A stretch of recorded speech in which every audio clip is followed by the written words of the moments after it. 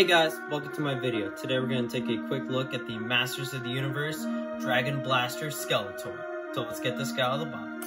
So here's the figure out of the box, and here's everything that it comes with. So first up, he comes with, of course, his armor plate, and the back part, which has this awesome big dragon on the back. And the dragon head is removable. There we go. So you just press down and squirt the water. I'll demonstrate that in a minute. The figure also came with a chain, and it comes with a cuff that fits on his hand. I'm actually glad they used a real chain because I feel like a plastic one would just wear out over time, so I'm glad that they... And the next thing it comes with is a little green lock that you can attach to the dragon. And, of course, the power sword. Also, they stopped doing the half power sword with these figures, I've noticed. So the articulation is basically what you would find on most He-Man figures. You can move around the head with a ball joint, you can rotate up the arm and bend, and you can rotate and bend at the elbow. You can twist his wrist and bend, so you can bend up the legs about that far, and bend back the legs about that far. You can bend it up about that far. Bend the knees about that far, and bend and swivel the foot, and rotate his boot. And all of the parts are removable. So the Skeletor sculpt on his head is just the standard one for every Skeletor. It's just your standard Skeletor head. But the problem is the heads don't really look like skeletons much. That's why this head is probably my favorite Skeletor, because it looks the most like a skull. Let's get back to the figure. Here's the figure with all of his accessories on, and I really like the look of this figure, just color-wise. Colors on the figure really pop, but I like the contrast between, adding the green and making the dragon a red and this purple color. It's a really good contrast. So this is technically my first Skeletor review.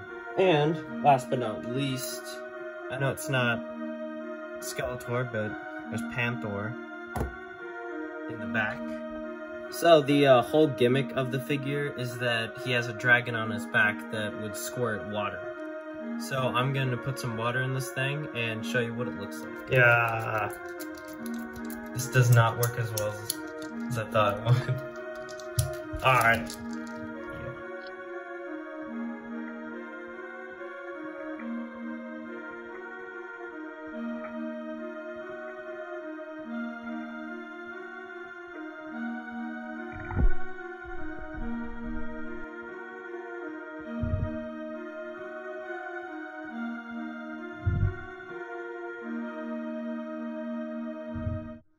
So before I do final thoughts on the figure, I do want to try some things out.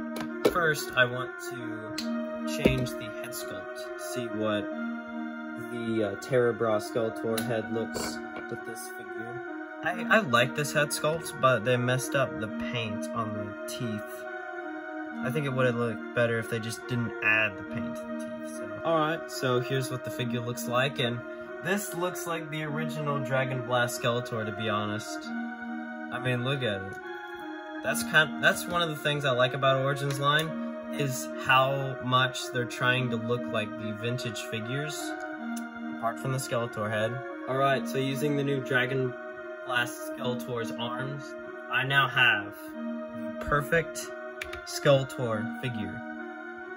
So I'm using Webstor's feet, and I'm using the new Skeletor's arms, and the rest of it is from the Keldor, but this is the best Skeletor figure, and this is probably how I'm going to have my Skeletor from now on. Yeah, actually, real quick, I'm going to see what the Dragon Blast Skeletor looks like with Keldor's arm bracers.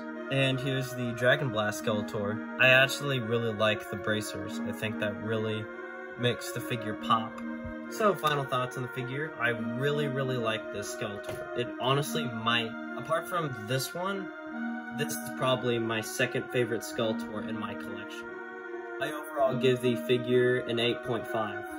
It's a really good figure. I might even give it more than that. But thank you all for watching.